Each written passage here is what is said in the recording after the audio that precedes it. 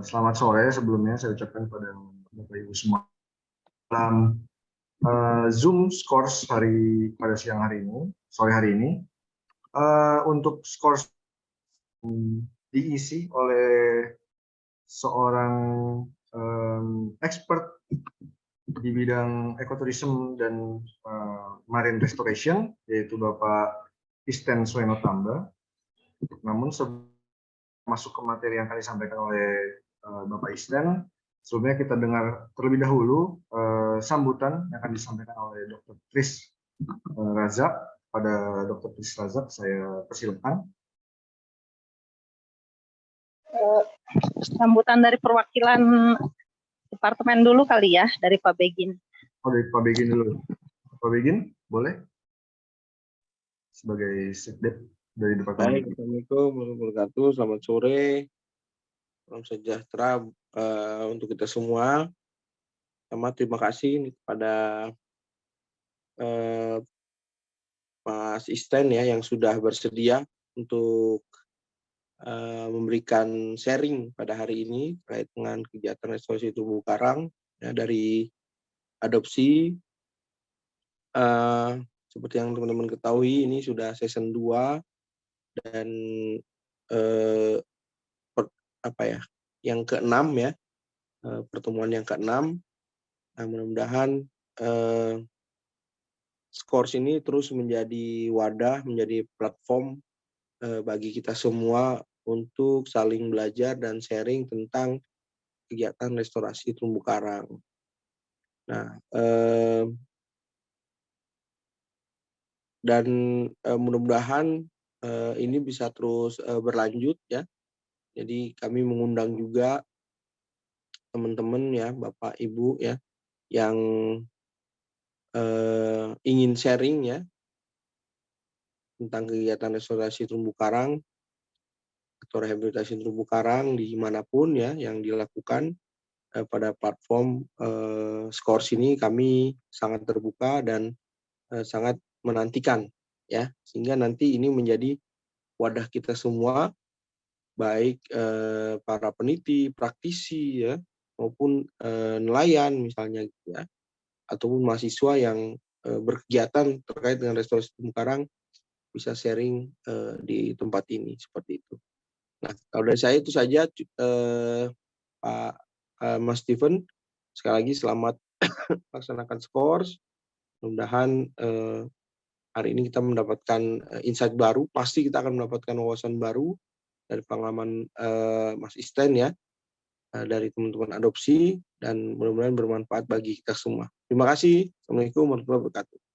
Terima kasih Dr. Begin Sultan untuk sambutannya. Kalau bisa saya simpulkan sih, Scores ini menjadi wadah untuk setiap kita arisan ilmu ya. Oke, kalau begitu selanjutnya mari kita dengarkan sambutan dari Dr. Tris Razak selaku Ketua Penyelenggara dari Scores ini. Pada Dr. Tris Razak, saya silakan. Terima kasih, Stephen.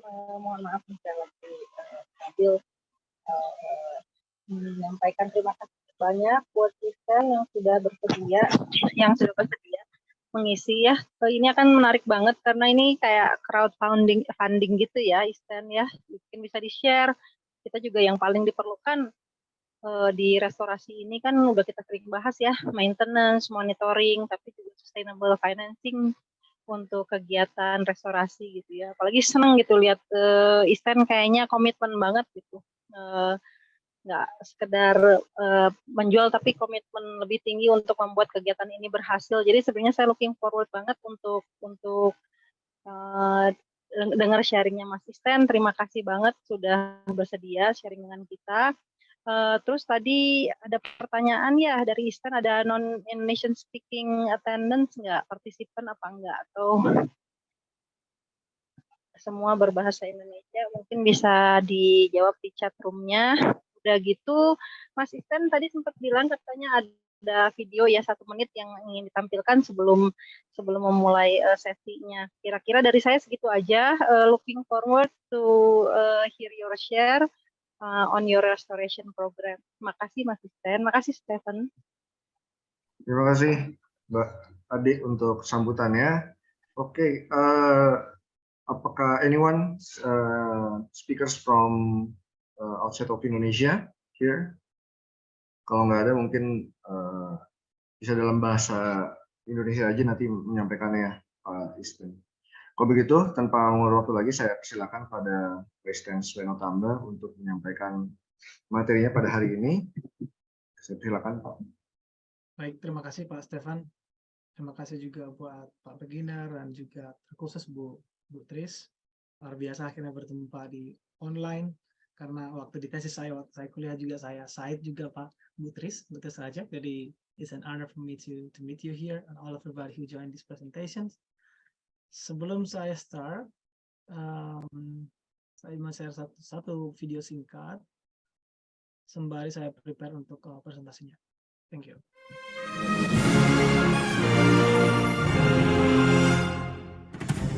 Peningkatan frekuensi peristiwa pemutihan karang Dopsy is the world's and mass coral bleaching events are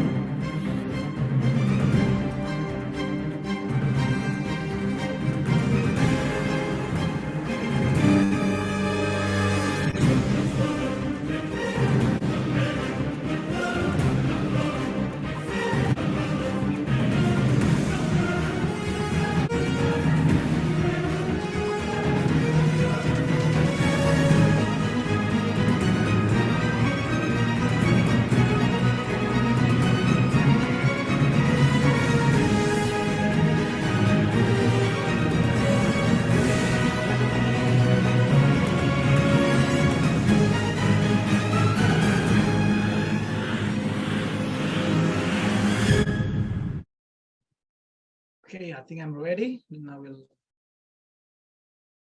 start. Terima kasih Bapak Ibu sudah hadir. Kalau suara saya terlalu pelan nanti Pak Stefan boleh ingatkan saya. Agak pelan, Pak. Agak pelan ya? Iya. Sekarang udah? Ya, agak pelan, agak pelan. Bisa lebih keras lagi. Ya, Sudah lebih baik, Pak. Ini membaik? Better. Better? Oke. Okay. Mohon maaf Bapak Ibu, tadi saya siapkan presentasi dalam bahasa Inggris karena saya pikir ada non-Indonesian speaker sebagaimana saya ikut sebelumnya. Jadi slide-nya akan saya buat tetap dalam berbahasa Inggris, dan nanti untuk presentasi saya akan coba switch ke Indonesian, dan sometime mungkin akan combine dengan bahasa Inggris biar presentasinya lebih mudah dan lebih lancar. Oke. Judul yang saya kasih waktu ditanya sama Mbak Christine, saya bilang, what should I give the title? Dan saya bilang, okay, then let's do rethinking ya. Yang namanya rethinking bahwa tidak ada yang salah dan tidak ada yang kebenaran yang abadi ya. Namanya rethinking gitu. Jadi pada diskusi kali ini akan saya bilang diskusi karena saya lihat di sini lebih banyak experts. Jadi kita akan lebih banyak hear from you guys, not only from me, dan akan sangat kalau bisa interaktif juga nanti in the end of the session. Saya akan minta feedback dari Bapak Ibu dan teman-teman how we can do better ya. Karena restorations need to be revised and rethinking always ya. Karena climate change and everything change, then the solution should be changed. Otherwise, you're left behind. Ya, jadi saya akan start dengan general things in case ada di sini yang belum familiar dengan adopsi dan juga dengan coral reefs. Jadi saya mau perkenalkan dulu, nama saya Isten Sweno Tamba. It is me in the picture, the best picture ever. Waktu saya study di Netherlands dan saya ngerjain tentang eco blocks dan juga kita desain microfragmentation dengan menggunakan beberapa tipe reefs yang lebih sustainable. Jadi ini saya harus memboyong beberapa konkret semen untuk melakukan restoration. So enjoy the pictures. And saya juga adalah founder adopsi dan teman-teman juga tentunya, dan juga General Secretary of LPDP Water Professionals karena saya juga award LPDP. Dan saya menyelesaikan studi saya di USU di Medan dan di Unsrat Samratulangi University di Manado, dan finish my master di Marine Ecology and Aquaculture dari Wageningen University and Research the Netherlands. Sangat familiar dengan IPB juga. Dengan saya tertarik dan research yang background saya adalah di microfragmentations dan juga site selections. Jadi research saya juga berhubungan dengan site selection, bagaimana tidak semua tempat itu perlu direstorasi dan bahkan tidak semua tempat bisa direstorasi. So that was my research. Dan kemudian I'm interested in also using it in GIS. Jadi dengan mungkin pembicara sebelumnya namanya The Sea People ya, seorang Papua. With them we design bagaimana membuat interactive and auto update mapping untuk menentukan di mana lokasi yang perlu dilakukan dengan prioritas yang tinggi. Jadi if you guys go to googling it, this Yayasan Orang Papua or the Sea People, and you can see a dashboard there, that you can use it to find the best locations for marine restoration, dan kita adopsi itu untuk digunakan juga di adopsi as a part of our responsibility untuk memberikan lokasi yang terbaik dengan survival tertinggi terhadap users kita atau adopter kita. Anyway guys, mungkin ada yang belum familiar bahwa terumbu karang is the thing that most people forget, but most people use. Ada 500 juta users, direct and indirect users, dan ada 5,7 billion US dollar valuations, dan yang paling kunci adalah coral reefs adalah rumah, home to the 25% world marine species, dan dengan jumlahnya yang sangat kecil ya, tapi mereka bisa nge-cover 25%. It's huge, but also the good things and the bad news is Indonesia is the center, Indonesia adalah pusat terumbu karang dunia, but also it means kita adalah yang paling terdampak dengan kerusakan terumbu karang. Jadi diprediksi 7% akan hilang pada 2030. Bu Rajak sudah meneliti banyak tentang ini, 90%, 2050, we're gonna lose them. We're gonna lose them if we don't act immediately and massively. So we try to do active restoration. Mungkin yang belum ada background di sini bahwa kita mencoba memperbaiki terumbu karang tidak hanya melindungi karena banyak yang harus di kickstart. So we try to make active restorations, and we aim people would like to hear that it support sustainable development goals, no poverty, climate actions, and life below water and partnership. Ya, no poverty menjadi poin penting diadopsi karena kita pikir you couldn't really ask people to be aware, apalagi local partners, apabila they have a problem with the stock market, they have a problem with the financial situations. Ya, jadi they're gonna be the first things that we address always. Sebelum kita lanjut, karena ini saya bilang tadi saya pengen hear more from you guys, saya buat coba menti.com, mungkin Bapak Ibu teman-teman boleh go to menti.com dan atau boleh scan ini.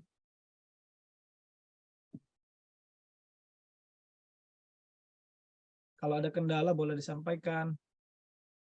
Coba pergi ke menti.com, nanti ada, where's the link? Oke. Kalau ada kendala, kalau aku harus switch lagi untuk cari linknya mungkin agak ini. Mungkin bisa aja langsung masuk ke sini atau barcode ini.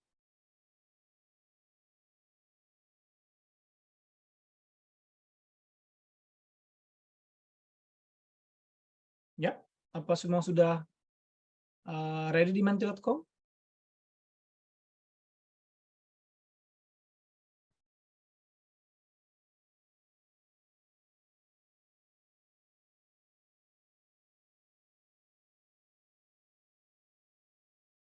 Yang ada kendala boleh sampaikan juga di chat.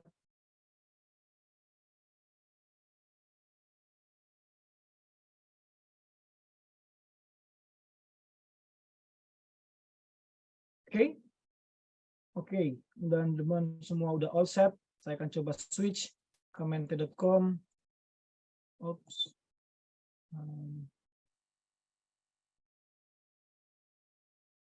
Oops. Oh, ternyata sudah banyak. Pura. Oke, tidak terencana. Come on. Basic science kurang, global climate change. Ya, teknologi. Funding. Ya. Time. Tentu. Ada lagi?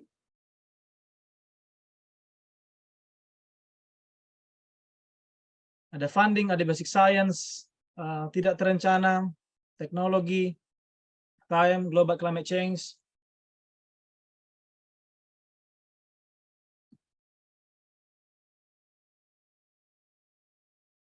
Next question. Oops. Have you involved in coral reef restorations? Saya mau cek berapa orang yang sudah involved di reef restorations. Mungkin bisa di 1 yes. Maybe kalau agak-agak ragu, 2 yes. Kalau semua 2 yes, berarti we don't need to continue discussion anymore.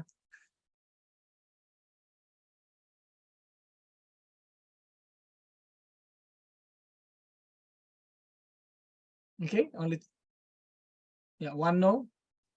Always good to have someone who say no.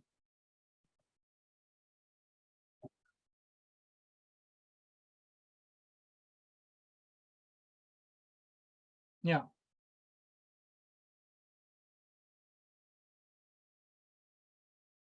Kita tunggu 1 menit. Jadi coral reef restorations should be not only hands work yang terlibat dalam putting the artificial reefs into the ocean, tapi juga dalam sites yang support coral reef restoration juga counted as a involved in coral reef restorations. Di Bapak Ibu yang involved simply adopt a coral also something that's counted, ya. Okay, make it short.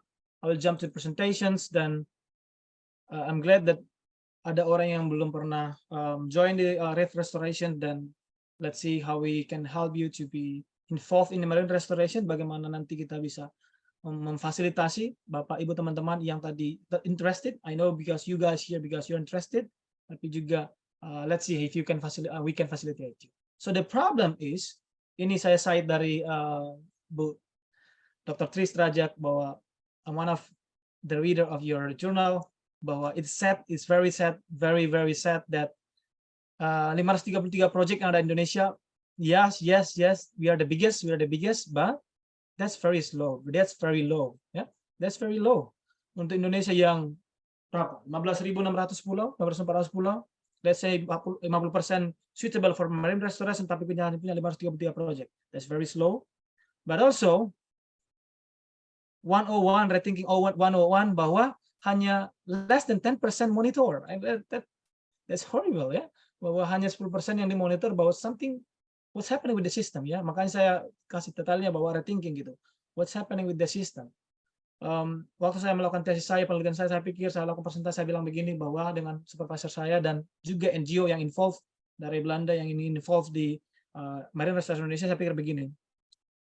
Kalau sudah banyak selama ini 1990 sampai 2020 project atau international fund yang masuk ke Indonesia, tapi ternyata bahwa monitoring kita rendah, social effort kita rendah, ini akan menjadi buah bom waktu, ya saya bilang. Karena when we cannot prove that we are layak untuk menerima funding, maka orang nggak akan percaya lagi. Maka hati-hati sekali kita menerima funding untuk marine restoration. Kalau memang itu tidak memberikan hasil yang baik, one day gonna shift, ya. Banyak masih negara-negara yang bisa menerima, layak menerima funding, ya. Tidak hanya Indonesia. Tapi ketika Indonesia tidak menjaga kepercayaan itu, karena memang arus funding yang masuk restorasi Indonesia cukup besar di Indonesia, tapi ketika kita nggak bisa menunjukkan that's high survival rate, then that's gonna be a nightmare in the future. That's also jadi kekhawatiran buat kita semua, mungkin teman-teman yang works in the marine restorations. But also we found that locals, bahwa orang-orang lokal datang sebagai karyawan. We see that locals come as an employee. They only work 9 to 5 work, pay 200,000, it's done. Then they go home, they come again tomorrow, 200,000, and it's done. It's sad also to see that they don't so much anymore. That they have self-belonging with the corals. They are doing something from them. That's also we see that we couldn't only do the restorations and don't care about how the locals behave on it. That's how Adopsi see the problem. And also we found that it is sad as well. Itu sangat menyedihkan bahwa there is no connection that we found. Every restoration in island, into other island, they stand alone. Mereka berdiri sendiri, mereka doing restoration by themselves. There's no connection between them. Everybody doing the things. Mereka put corals, mereka put fragments, and then they leave, and then no one take care, and everything just doing by themselves. There's no integrated one to each other. And we see that, okay, then how we can jump in, ya? Kita berpikir bagaimana kita jump in. Dan yang terutama bahwa local involvement itu sangat rendah. So a sad story. Backgroundnya Adopsi kenapa sampai we try to make something. It is really young. Adopsi sangat young untuk menjadi sebuah platform. It's very young untuk sebuah NGO, but we try to do that. There is a deep story. Ada cerita yang mendalam yang kita alamin sebelum membuat Adopsi. Jadi in 2016, I was giving a talks in the Ganga Island in Manado. So I'm giving a talks about ecotourism and coral restorations. Setelah 2 hari melakukan presentasi, dan I was tired and then hungry, and then got to a local store. Dan kemudian saya berjalan ke sebuah warung kecil, saya berjalan. Ada seorang tua yang cukup belia berkata, "Hey, ngana orang mana dong? In Manado, artinya Anda orang mana? Ngana orang mana?" Kita bilang kita orang Sumatera, kuah. Kita orang Sumatera. Pokoknya apa ngana datang ke sini, kuah? Kenapa Anda datang ke sini? Kita bilang kita lakukan restorasi segala macam. Dan bapak ini sangat senang ya, karena saya harus fly 5 hours to Manado and then doing the things. He was so happy ya.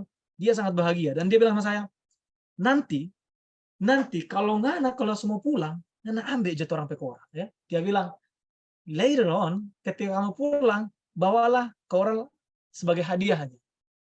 I was very upset but also very sad. Ya, saya pikir bahwa bapak ini baik sekali ya, dia coba nge-rewards orang yang care terhadap koral, tapi there's something lacking.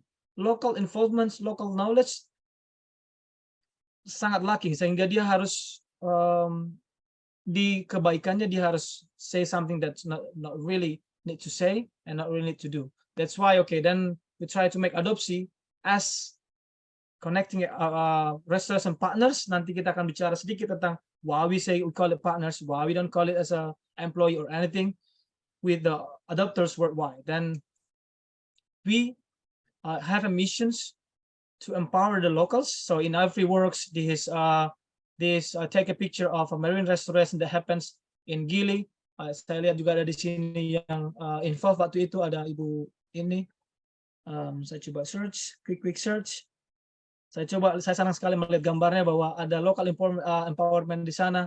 Saya pikir ini need to be duplicated. This is a project by Cormap, dan take a picture, and it's really great to see that locals comes and then help.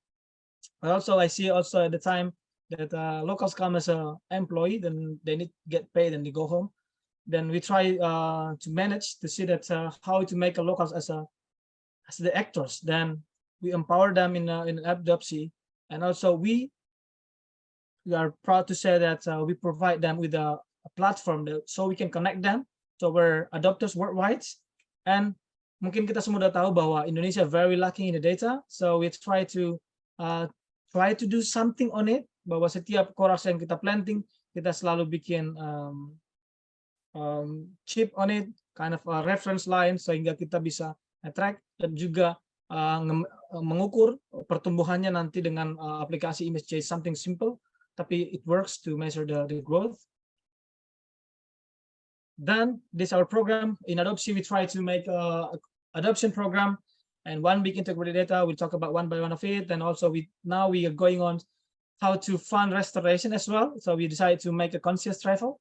So where we count how many carbons, berapa banyak karbon yang teman-teman keluarkan, emission carbon, dan we try to offset it by planting a coral or mangrove with the local partners. And we're proudly to say that we try to do that, and also we try to involve the local. In Adopsi now punya kolaborasi dengan local partner kita yang ada di Lombok, ada di Pulau Seribu, very close to here, dan juga ada di Nias, dan juga ada di Maluku Utara. We work with them. We ask them as a partner. Jadi kita tidak coba membayar mereka, tapi we provide them a platform sehingga mereka bisa menawarkan hasil kerja mereka ya. Tentunya dengan kita kasih discussion training sehingga suitable dengan qualify dengan apa yang ingin kita tawarkan. So Adopsi is one of the platform in the world that everybody, you guys can contribute. You can show the case, dan juga kalau teman-teman ingin adopsi, teman-teman bisa memilih yang sudah ditawarkan oleh partner kita ya. Jadi bukan milik adopsi, tapi yang ditawarkan partner kita, sehingga they can receive direct impact, they can solve their finance problem yang mereka face selama ini, dan juga mereka akan memiliki self belong yang tinggi, karena ketika koralnya mati maka they cannot sell anymore ya. Mereka tidak akan dapat lagi biaya maintenance. As I said before, bahwa maintenance adalah kunci, bahwa ketika mereka tidak merawatnya maka maintenance tidak akan continue. Jadi need to taking care of it. And you also try to do various ways. Kita juga mencoba mencari banyak cara to fund restoration. Salah satunya dengan sampah ya. Kita pikir sampah one of the problem in Indonesia, as the largest plastic waste producer, but actually after we observe on it, we try to find a way then you can literally use it, the waste to adopt a coral. Jadi kita coba partnership dengan local partner kita ada beberapa waste banks, ada di Sumatera, ada di here di Ternate, bahwa kita coba partnership dengan mereka sehingga orang-orang dapat bisa they can drop their waste ke partner kita, and then we can change it, we can convert it to coral reefs fund, sehingga kita bisa juga mengirimkan ke mereka sebagai reward. We try to do that with one in Ternate, bahwa mereka menerima sertifikat adopsi atas nama mereka dan juga para kontributor mereka terhadap yang mengantarkan sampah kepada mereka. So we try to do that. We try to also incorporate everybody, not only money. You can also just throw waste to our local partner. And mereka akan switch it to money, and then they can switch it to coral reef funds. As I said before, that we try to manage everything. Untuk taggingnya, we try to make it environmental friendly.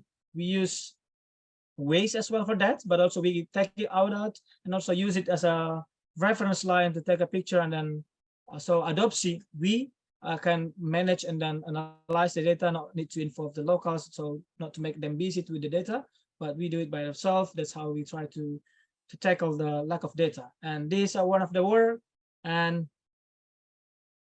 yeah, this is our future plan. And in 2023 we aim to contribute more than participate more with university and also with the waste bank. We target to Jakarta as well as one of the center for waste as well. And so we can tackle the waste problem. Also, we can increase the fund for coral reef plantations. And also we're gonna focus on more about remote islands, Nias, and some areas in Maluku, sehingga pemerataan tidak hanya fokus pada daerah-daerah yang dominan wisatanya, tapi juga daerah-daerah yang they need corals, but also the lack of funding that they are not in the center of the regions. And also, we are happy that we are having a plan to initiating nursery with microfragmentation technique dengan background knowledge dengan yang sudah kita lakukan waktu di Netherlands, and its success, even though Netherlands is not suitable for microfragmentation, but indoor it works. Hopefully, we can also do the same in Indonesia. So, but I'm not doing this by myself. I'm just a representative of my friends, that all of people who contribute. So we have now 2 PhD in our team, one of them in marine backgrounds, but also we try to ask young from management background management, bahwa manajemen organisasi juga harus doing works sehingga mereka juga sustainable enough to have the marine restoration. I think to make it shorter, that's all I can present to you guys. If you like to know more, you can hit me, or you can just jump into the website. You can scan the barcode, or you can just go to www.adopsi.org, and you can also contact me or my friends. If you guys coming from Netherlands or other country, then you can contact Talita, or Indonesians, you can contact Lala as well. She is also here. Okay, itu saja yang boleh saya presentasikan, Pak Stefan. Hopefully you guys can get something. Baik. Yeah, I give back to you, Pak Baik. Stefan. Sangat menarik dan keren banget ya Pak ya untuk adopsi ini yang bisa saya dapetin sih dari presentasi Pak Isten. Oleh karena itu Bapak Ibu, apakah ada pertanyaan? Kita masuk ke dalam sesi diskusi sekarang ini. Apakah ada pertanyaan dari Bapak dan Ibu sekalian terkait materi yang sudah disampaikan oleh Pak Isten berkenaan dengan adopsi sebagai salah satu supporting untuk coral reef restoration yang ada di Indonesia.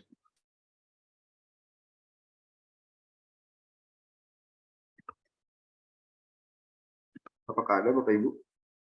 Ya. Saya juga mengirimkan link Menti lagi di Zoom.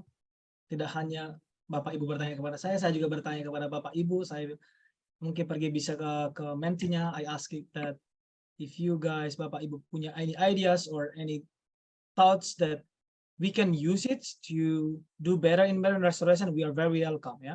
Karena memang we understand, as we say, we never say it's the best, we never say it works, we always say how to make it works better. So we always come to any Zoom, we always come to any meeting, we always coming with the question, because we aware that you guys know more. Sometimes you guys know already, but just don't have time enough to do it. Then let's us try to figure out and then say it to our local partners, see that if it works, and then we'll let you know if we need more info from you guys. Yeah. Baik, apakah ada pertanyaan? Oh, dari Pak Begin, boleh Pak Begin. Ya, makasih Pak Stephen, terima kasih Mas Isten ya. Ini presentasi yang sangat menarik dan tertarik memang ini menarik sekali ya bahwa teman-teman di adopsi memang sudah banyak hal ya yang dilakukan dalam waktu yang tidak terlalu lama. Sangat sangat luar biasa seperti itu ya. Nah, ini yang menarik ya bagi saya adalah bagaimana teman-teman adopsi ini menggait ya atau mengajak mitra-mitra lokal ini untuk bekerja sama. Dan memang kalau saya lihat di sini kan mitra lokalnya cukup banyak gitu ya. Nah, itu kira-kira tantangannya, kemudian tantangannya yang dihadapi dan solvingnya seperti apa? Ya. Nah, itu kira-kira. Terima kasih. Terima kasih Pak Beginner. Tantangan yang pertama adalah seperti yang di background Zoom saya. Kalau lihat di gambar ini bahwa ini adalah koral-koral yang sudah ditanam sama partner kita dan sedang lagi di display di platform kita. Tapi ada satu yang kurang. Di awal kita udah edukasi bahwa mereka perlu, kita udah kirim juga guideline-nya, perlu membuat reference line, ya, yaitu garis 1 cm yang harus selalu ada di tagging. Jadi dan mereka lupa untuk masukkan itu gitu. Itu juga tantangan, ya, tantangan besar. Padahal kita ingin koral itu juga bisa di tracking ya, atau dengan cara bisa diukur pertumbuhannya, karena tidak mungkin kita minta mereka untuk mengukurnya setiap saat ya. Jadi we want them just take a picture, tapi mereka lupa hal kecil ya. Mereka lupa bikin garis 1 cm ya, dan itu juga tantangan ya. Kita sangat-sangat butuh understanding, mereka butuh pengertian banget bahwa mereka bisa lupa, mereka bisa tidak tahu caranya, dan ya terkadang kita udah kasih visit lapangan juga, kita udah kasih training, dan mereka can do it at the first time, tapi for the second time they forget the little things. Contohnya karena memang adopsi juga yang kita tawarkan ke adopter kita adalah they can get a nice picture, mereka dapat menerima gambar yang bagus as the selling point, tapi terkadang itu tidak mudah didapatkan dari dari lokal partner kita. Padahal kepuasan yang kita lihat ya, kepuasan teman-teman adopter itu salah satunya juga ketika mereka ini gambarnya cantik. Ya. Jadi some people adopt a coral just like want to give to nature, tapi some juga people really value the picture ya. Some juga sangat-sangat value ya. Makanya we were thinking actually that this gonna be something that we can sell in a business concept, but for social purposes ya. Kita juga berpikir bahwa ini bisa dijual dengan business concept, tapi dengan tujuan untuk nature ya. Makanya kita coba how we can boost it ya. Beberapa juga sudah ada yang mengadopsi jadi hadiah pernikahan, hadiah ini gitu. And it's great, but also sometimes kadang-kadang kita harus meminta maaf terhadap customer, let's say customer or adopter kita ketika kita harus mengirimkan hadiahnya tapi it wasn't a good picture. That's the main things that the challenges. But the rest untuk aktivitasnya mereka bisa kadang-kadang the good things. Kalau kita sekarang ya, karena kita bilang bahwa kalau ini mati, fund untuk maintenance kita tidak bisa pertanggungjawabkan. Gitu. Jadi nanti di website kita akan ada feed the coral. Jadi mereka akan kita akan update picture yang udah kita tanam, dan kalau itu masih hidup mereka akan dapat fund lagi untuk maintenance-nya. Tapi the good thing ketika mereka tahu bahwa they gonna get something, mereka sangat-sangat sadar gitu. Jadi saya dulu pikir bahwa monitoring itu sangat-sangat challenging, tapi sekarang ketika bilang itu punya kalian, kalau kalian bisa menjaganya dengan you gonna get some more funding, then it's easy to solve, I guess. But trying, let's see ya, karena saya bilang tadi bahwa ini akan berkembang terus, dan kita akan melihat how we can tackle it better. Itu practical things yang bisa saya sampaikan Pak Begi. Bagaimana Pak Begi? Ada yang Ya, ditanyakan lagi? ya menarik, ya menarik sekali ya untuk Ya. Ya. terkait dengan monitoring dan lain-lain. Terima kasih, Terima kasih Pak. Pak Kalau- Asisten. ya. Sukses. Ya. Terima Terima kasih. kasih. Tapi Pak untuk Begi. mengajak mereka join jadi partner, it's very easy ya. Kita lihat sangat mudah untuk mengajak mereka sebagai partner kita karena mungkin ada direct impact ya. Tidak hanya sebagai social purposes, tapi juga mereka punya financial benefit. Baik. Terima kasih Pak Begin untuk pertanyaannya. Selanjutnya ada Pak Abror di sini yang resen juga. Silakan Pak Abror. Baik, terima kasih Pak Sofikin. Menarik sekali Mas Isten ya, Mas Isten. Saya Abrar dari BRAIN, Pusat Riset Oceanografi, dan juga memang sangat ini sekali. Kita sudah ini menarik sekali Mas Isten. Jadi ini saya mohon maaf tadi nggak ikut dari awal ya. Jadi tapi intinya ini suatu hal yang luar biasa. Kita menangkap semua ini adalah suatu bentuk kegiatan restorasi ya, restorasi untuk mengembalikan kondisi terumbu karang yang rusak. Nah ini saya menangkapnya dasar-dasarnya di sana ya. Ini bentuk salah satu strateginya dengan EDOP ini, EDOP adopsi karang ini. Nah, yang menarik di sini mungkin ya kita tahu semua suatu restorasi dilakukan itu kan ada tahapan-tahapannya ya, ada tahapan-tahapannya. Ya. Nah, artinya di sini bisa nggak Mas Isten menggambarkan artinya sesuatu ya bentuk adopsi ini dilakukan eksekusinya, artinya boleh apa enggak atau ininya ada enggak kriterianya di sini?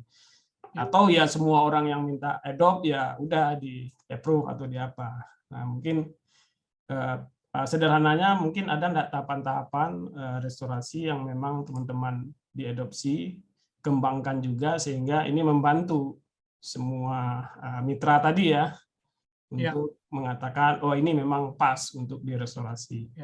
Nah satu hal yang menarik lagi itu teman-teman diadopsi juga mendorong bentuk monitoring. Ini menarik sekali karena semuanya ya restorasi pun harus ada ukurannya ya, apakah dia sukses apa enggak gitu.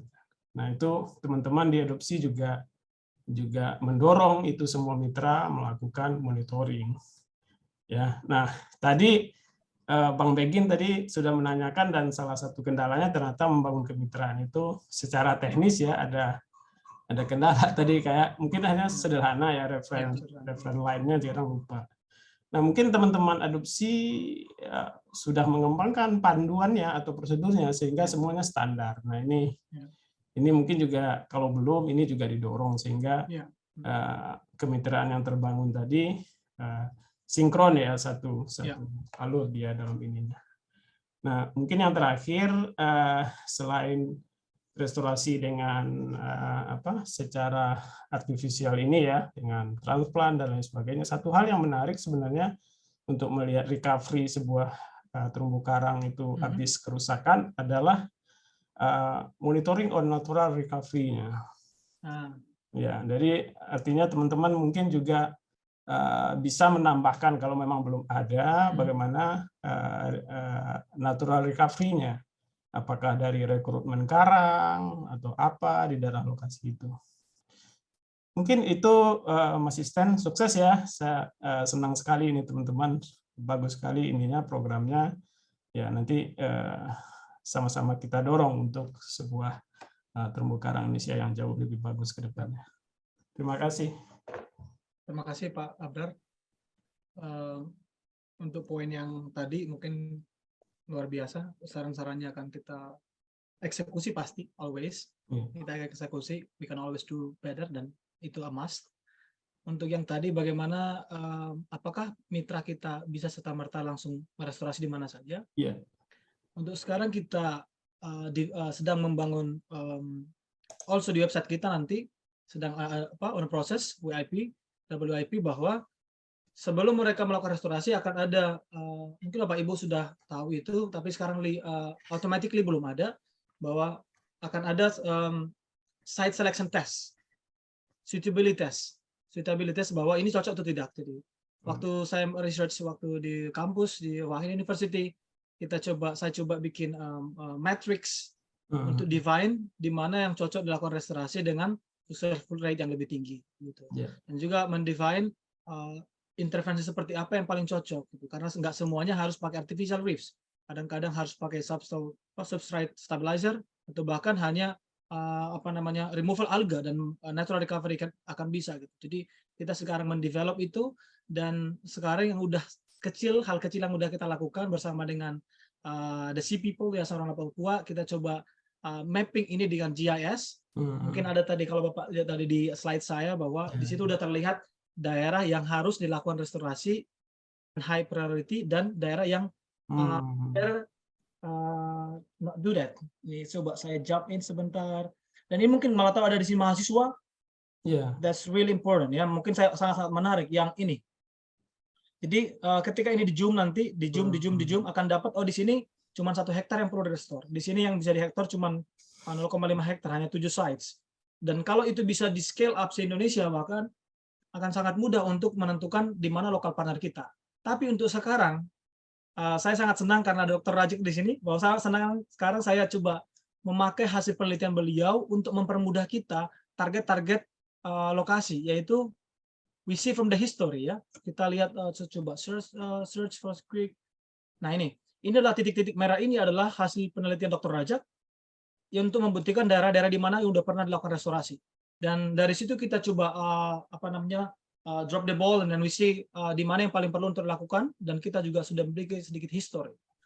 Tapi we always find a new location that need to do restoration. Contoh di sini di Nias bagian tertentu belum memiliki restorasi semenjak tsunami tahun 2006. Itu juga kita sedang upayakan untuk kickstart di sana. Dan we believe ketika kita matrix tadi sudah kita penuhi, nanti Bapak Ibu juga mudah-mudahan suatu saat in a month Bapak Ibu akan bisa akses di website kita, bahwa Bapak Ibu bisa uji-uji juga apakah Pulau Seribu cocok, apakah Lombok cocok. Mudah-mudahan itu bisa keluar hasilnya berapa persen kecocokannya.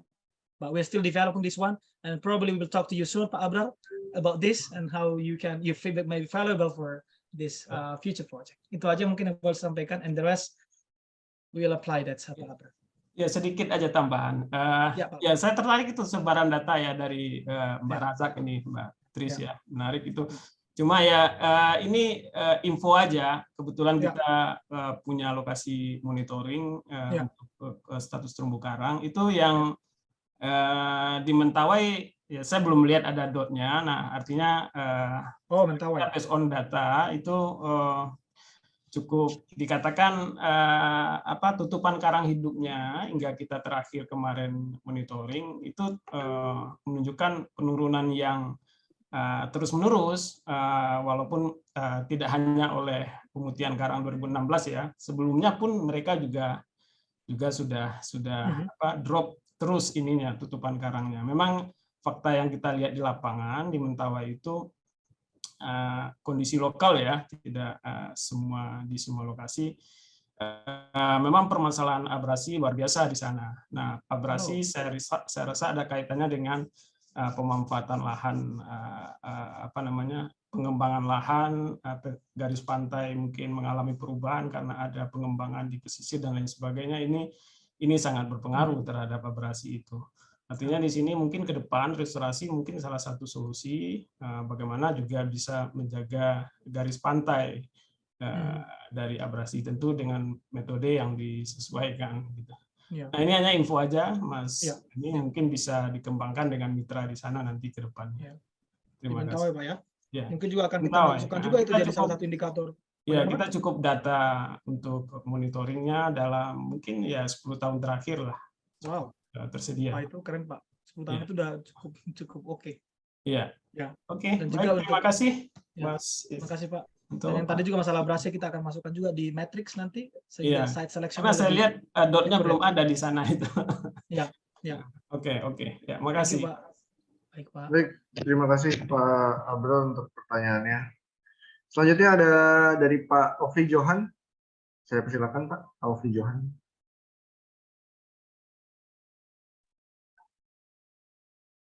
Oke, terima kasih.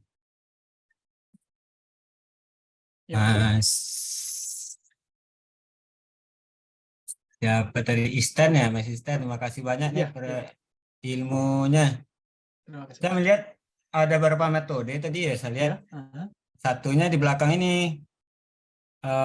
Saya menarik ya, mungkin saya cerita pengalaman ini dulu ya. Saya ya Pak. Ya, Pak. pengalaman penelitian S2 saya sampai 13 tahun saya amatin di Pulau Seribu, Pulau Pari gitu. Ya, Pak. Jadi metode yang belakang ini saya kira menarik. Ada kendala, kalau menurut saya maksimum pertumbuhan karang ini yang bercabang ini sekitar 4 tahun gitu, 2 tahun. Jadi sampai 4 tahun itu saya ada perkembangan berupa foto. Salah satu kendalanya adalah dimakan oleh Drupela. Awalnya saya bingung.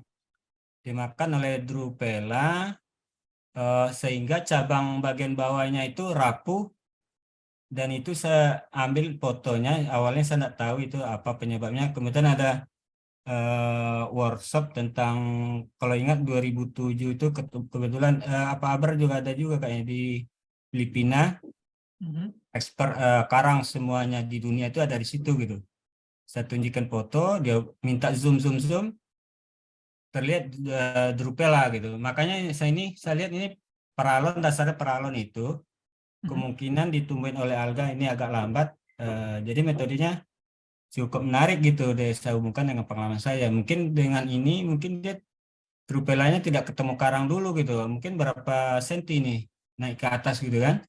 Jadi saya kira ini bukan Drupela, bukan karang, jadi dia tidak akan naik ke atas gitu, kemungkinan gitu. Saya tidak tahu nanti pengalaman di lapangannya adakah kasus karang ini rapuh bagian bawahnya sehingga patah, dan akhirnya dia memanjat ke cabang-cabangnya. Di situ kita lihat di zoom ada ketemu Drupelanya gitu. Kemudian yang menarik ya lagi, satu lagi kendalanya ini kekuatan dia itu menancapnya ke dasarnya ini kuat apa enggak gitu. Karena setelah umur 2 tahun dia itu akan beratnya cabang itu akan lebih berat dibandingkan kekuatan akarnya. Makanya dia butuh akar yang kuat gitu. Nah, sehingga kalau karang Acropora itu dia pertemuan cabang dengan cabang itu sangat membantu ini menahan ombak, gelombang. Jadi kalau dia dekat asal jenisnya yang sama, dia sangat membantu gitu menahan gitu. Tapi kalau dia berdiri sendiri dia pasti patah dia. Dan itu secara alamiah kan cara reproduksi memperbanyak karang itu kalau patah dengan itu secara alami kan itu cara dia memperbanyak diri dengan patah karena ada ombak gitu kan. Tergantung nanti dia ketemu substrat di bawahnya pasir apa enggak gitu, dia bisa tanpa bantuan kita dia sebenarnya bisa memperbanyak gitu dengan patah begitu. Tapi dengan adanya kita melakukan tambahan teknologi dengan kasih substrat, tingkat keberhasilannya sangat tinggi sekali gitu. Saya ada tingkat kematian dulu berapa ya, 45 itu cuma satu koloni yang mati dalam satu site itu. 45 itu matinya karena dibersihkan, karena awal-awalnya memang dibersihkan gitu. Itu yang pertama. Yang kedua, informasi yang sangat menarik adalah ini kayak yang 13 tahun tadi ya, saya mengamatin setelah 4 tahun itu dia akan beradaptasi dengan lingkungan yang sama dengan karang-karang yang lain gitu. Bisa juga karang transplantasi kita ini ditutupi oleh karang yang lebih cepat. Itu teman-teman AKI, Asosiasi Koral Kerang itu kan semua jenis itu di Pulau Pari. Jadi karang yang masif itu malah ditutupi oleh karang Montipora yang polius gitu. Karena polius kan lebih cepat, itu karena akan ada berkompetisi antar karang dengan karang gitu. Itu pengalaman saya. Kemudian yang satu lagi pengalaman mungkin Pak Abrar, analisis saya. Kalau di Padang itu 1997 itu semua karang mati 0%. Kemudian tadi kita punya data 4 tahun setelahnya itu jadi induk karangnya nggak ada di situ. 4 tahun rekrutmennya masih kecil, mungkin jadi kalau LIT metode tutupan karang dengan LIT itu kita tidak punya data gitu, kecuali rekrutmen. Jadi waktu itu pengalaman saya waktu itu masih diterangi, kita survei ke sana, setelah digelar meteran, nggak ada, kita nggak ngambil data gitu, karena LIT itu tidak bisa mengcover data setelah 4 tahun. 2007 setelah 8 tahun masih kecil juga. Setelah 2014 itu, 2014 kita datang lagi ke sana, itu sudah ada tutupan yang 65% tutupan karangnya. Walaupun di sebelumnya yang paling tinggi itu di Pulau Pie namanya 76% kalau nggak salah, itu Acropora yang dominan ya. 75% tutupan karangnya waktu itu. Jadi kondisi sangat bagus gitu. Artinya menurut saya yang analisis saya bisa dibantah oleh Pak Abrar, teman-teman juga yang lain juga. Jadi sekitar 14 tahun atau 15 tahun tanpa campur tangan manusia yang induk koloninya induk karangnya tidak ada awalnya di padang itu. Setelah 15 tahun itu dia sudah kembali gitu. Kembali dengan tutupan walaupun masih rendah. Masih rendah itu memang di titik lokasi permanen transect. Jadi kita menaruh permanen transect gitu. Sementara teman-teman yang lain yang sama-sama nyelam juga, ternyata sudah ada yang sekitar 90% di sisi yang lain gitu. Tapi karena transect permanen kita di tempat yang sudah ditandain, kita harus rutin di tempat yang sana. Jadi tutupan karang itu sekitar 15 tahun atau berapa 14 tahun itu sudah kembali gitu Pak, tanpa campur tangan teknik transplantasi atau yang kita kerjaan yang ini gitu. Barangkali Mas Isten sangat bagus ini adopsi, mungkin awareness-nya, konservasinya, wisatanya gitu ya. Restorasi ya bisa juga karena saya pun juga pelakunya restorasi juga gitu. Jadi maksudnya kita berimbang informasi gitu. Iya, Pak. Sebagai pembanding data saja yang di Sumatera Barat itu gitu. Yang induknya nggak ada. Malah sekarang menariknya kita yang menariknya analisis ini sumber larva itu dari mana gitu. Sampai 8 tahun baru ada rekrutmennya gitu. Jadi harus berkolaborasi dengan pola arus, orang arus itu orang oceanografi, orang apa gitu. Jadi kita polakan pola arusnya. Jadi saya menduga 4 tahun ya, matanggonan itu kan dia menghasilkan larva itu kan 4 tahun ya, 2 tahun atau 4 tahun. Jadi singgah dulu misalnya mungkin dari Nias atau dari mana gitu kan, 4 tahun atau 2 tahun dia produce lagi sampai mendekati ke Padang gitu. Itu ide yang sangat menarik dari mungkin genetik kali ya. Iya. Pak ini labnya IP barangkali bisa memecahkan ini. Barangkali itu aja, mohon maaf saya sharing informasi ini. Metode sangat bagus. Idenya tadi Drupelanya mungkin dia mikir ini bukan karang nih, karena ini paralon kali ya. Ya, untuk sekarang itu paralon. Cuman kita pikirkan bagaimana ganti itu karena jadi bambu paralon sebenarnya berapa kalau dia kuat. senti.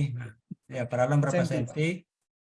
Jadi dia tidak kira ini bukan karang, jadi tidak jadi manjat dia ke atas. Oke, makasih Mas. Ya, makasih Terima Pak. kasih, Pak Ovi. Solikin. Ada tanggapan Pak Isten dari Ya, sharing Pak Ovi? Ya, saya sudah catat semua Pak. Mungkin kalau boleh tahu Pak Ovi sekarang berada di mana Pak? Masih sering ke Pulau Seribu juga? Masih saya di brand sama kantornya Pak Abrar juga, tapi beda pusat riset konservasi saya. Ya, karena menarik itu kalau Bapak sudah observe lebih dari 4 tahun di Pulau Seribu, karena yang kita lihat ya kalau adopsi sendiri kan baru mulai aktif, baru mulai Agustus tahun lalu. Tapi kalau kita lihat juga kora-kora yang udah ditanam itu paling tua itu umurnya 2-3 tahun. Jadi kita belum bisa, kita menarik nih ke penasaran setelah nanti 4 tahun seperti apa hasilnya. Tapi ketimbang nunggu 4 tahun, bagusan nanti mungkin kita akan diskusi lebih lanjut dengan Pak Ofri gimana untuk nge-prevent jangan sampai Drupal Vela itu juga take over Coralnya dengan skenario yang sama dengan yang Oke, bagus ya. Menunggu juga nih informasi perkembangan monitoringnya, kalau berlanjut bagus kita compare pengalaman nanti. Nah, terima kasih. Ya, Pak. Thank you, Pak. Terima kasih Pak Ofri untuk sharing-sharingnya. Apakah ada pertanyaan lagi dari Bapak dan Ibu sekalian? Saya mau tanya. Boleh. Hari ini udah dekat rumah. Sampai dulu ya. Bentar. Oke, Mbak. Yang lain selain Mbak Ade, apakah ada pertanyaan dari Bapak dan Ibu sekalian?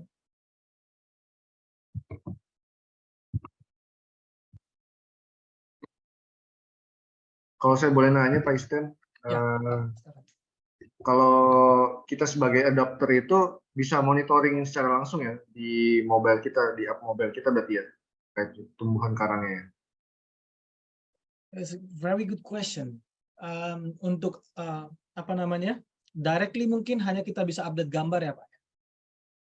Itu jadi kalau sekarang kita garanti adopsi pertamanya dengan cost 100.000 itu bisa nge-cover sampai 3 bulan monitoring.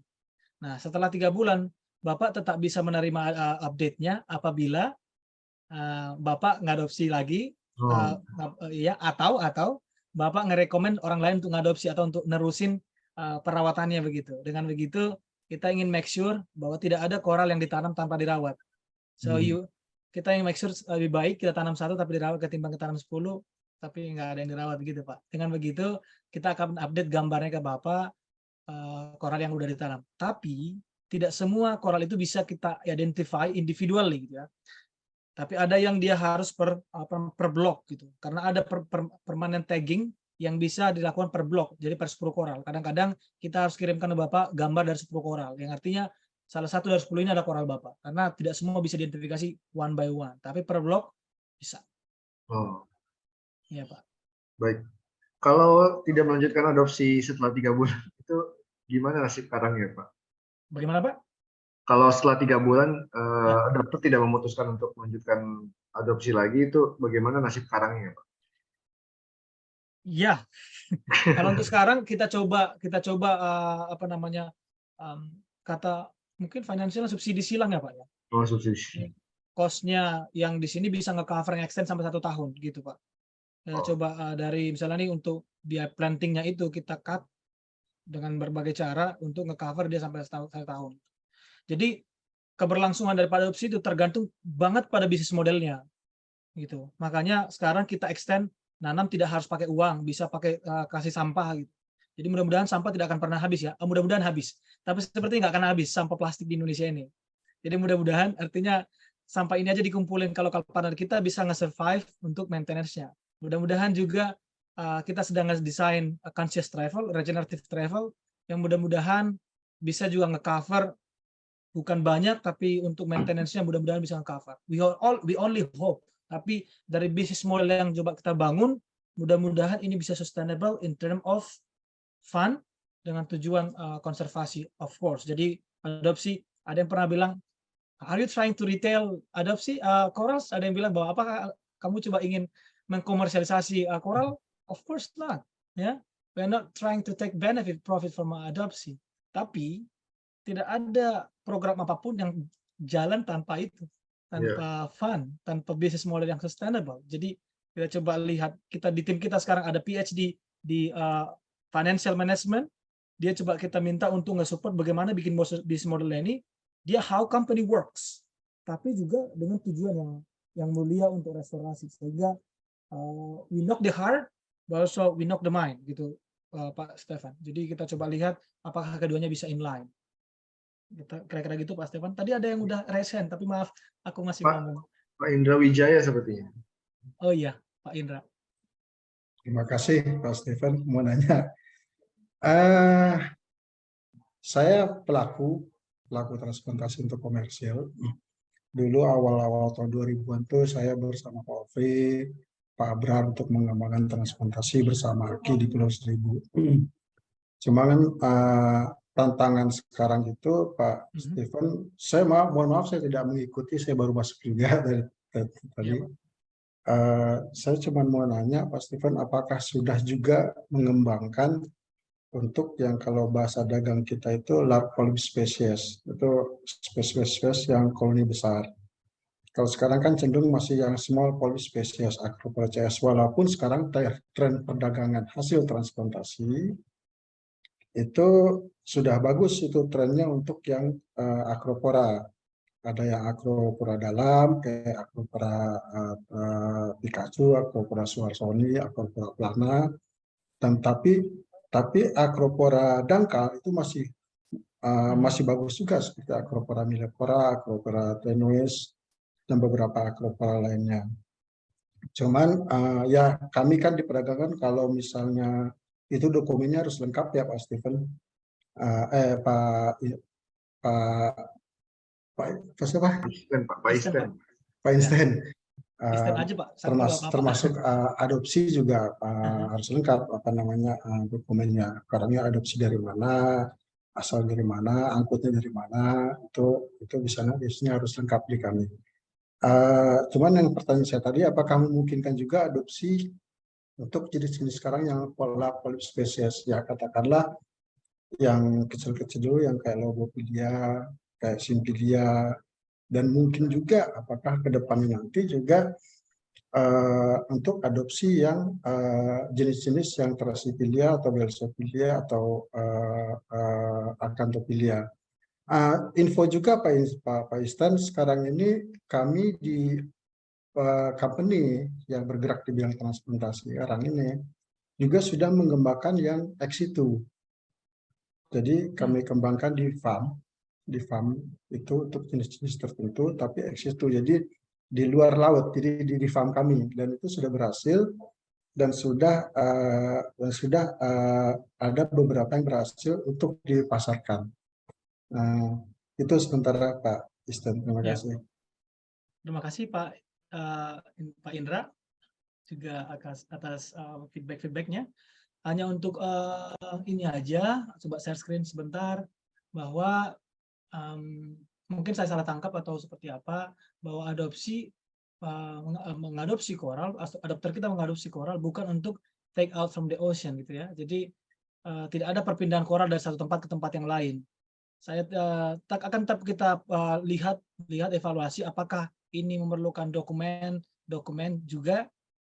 Nanti kita akan tetap pelajarin itu, tapi untuk saat ini belum kita lakukan itu karena memang source-nya juga dari daerah itu dan ditanam di daerah itu. Banyak juga partner kita yang memang nge-cultivate their own seeds gitu ya. Mereka fragmen sendiri, mereka replant sendiri gitu. Jadi untuk saat itu seperti itu yang kita lakukan, tapi mungkin Pak Indra nanti lebih kasih masukan ke kita bagaimana membuat ini jadi legally works gitu ya. Karena memang untuk saat ini benar-benar kita serahkan juga ke mitra kita bahwa mereka taking care untuk sumber bibitnya dari mana. Dan kebanyakan yang kita lihat bahwa mereka menggunakan fragmen-fragmen patahan-patahan yang banyak sekali ada di sekeliling mereka, Pak. Begitu, Pak. Jadi ini aku coba share website kita, bahwa di website ini juga terlihat, kita coba jelaskan bahwa ini diadopsi bukan untuk dibawa ke rumah, tapi uang udah ditanam sendiri gitu. Ditanam di situ, mereka quote unquote hanya dapat sertifikatnya quote unquote, tapi sebenarnya mereka berkontribusi begitu, Pak. Kalau sekarang ini kita coba lihat ke potensi di Europe. Hanya baru-baru ini kita sudah coba translate everything to English dan juga payment in euro. Dan let's see apabila orang-orang sana juga akan involve, dan quote unquote, dan juga ini harus dicatat, ini bukan akan diekspor, bukan. Mereka hanya help us to restore the reef, tapi in return they can have access to first pictures, second data, but only the data yang mereka adopsi. Untuk the big data, we try to manage it dan I'll try to use it for our purposes, untuk tujuan kita. Tapi suatu saat kita juga bermimpi bahwa kita sudah punya data yang lumayan, mereka bisa akses itu dengan calculate dengan berapa koral yang akan mereka tanam, seperti itu Pak. Kita coba mikirkan hal-hal kecil apa yang bisa untuk nge-support fund untuk lokal partner kita, seperti itu Pak Indra. Kalau ada masukan ya nanti saya kirim email ke Pak Indra. Terima kasih Pak Istan. Ya Pak. Terima kasih Pak Indra untuk pertanyaannya. Selanjutnya ada pertanyaan dari kolom chat Pak Istan, dari Pak Junet. Ingin bertanya apakah sebelumnya ada kajian mengenai penggunaan peralon ini sebagai penyumbang timbulnya Ya. mikroplastik di laut. Ya. Kalau kajian adopsi tidak, tapi harus kita akui tanpa kajian adopsi pun kita harus akui bahwa paralon kontribusi terhadap marine waste, ya. Kita nggak boleh menyembunyikan itu, bahwa pasti menyumbang. Tapi untuk saat ini hanya itu yang possible kita lakukan. Saya bilang tadi bahwa kita coba mikirkan ganti paralon dengan bambu.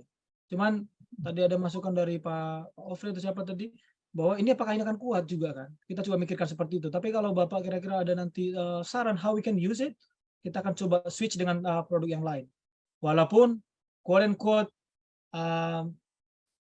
volume mikroplastik yang disumbang dari pia paralon itu mungkin tidak akan sebanyak yang kita offset, ya.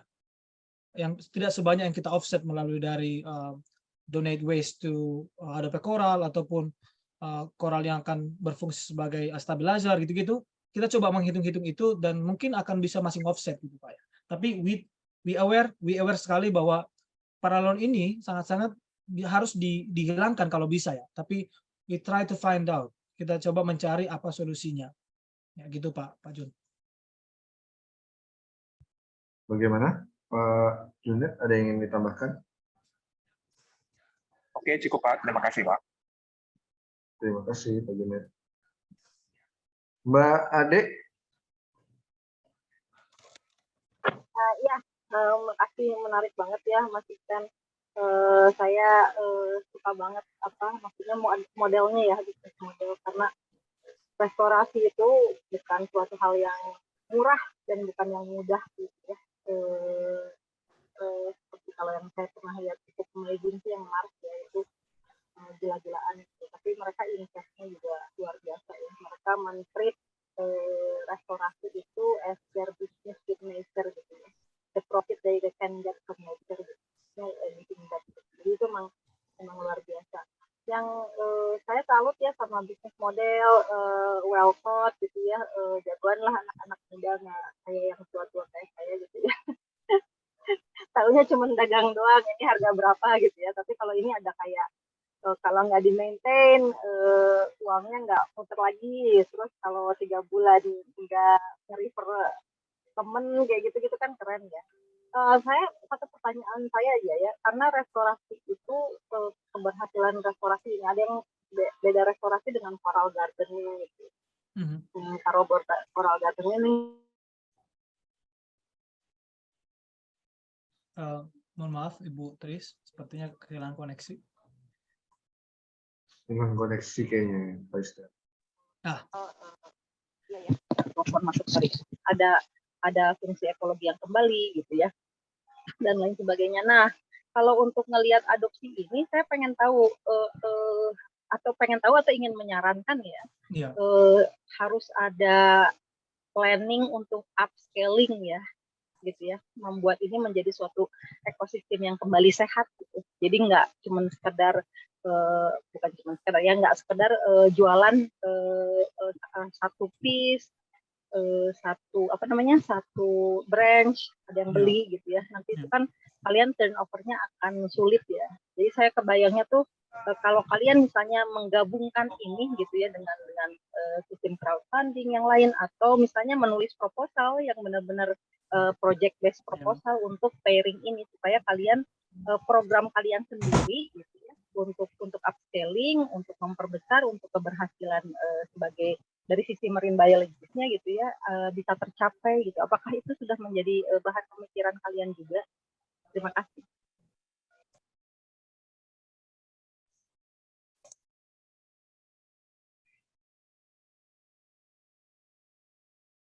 Mohon maaf, rekan saya hilang.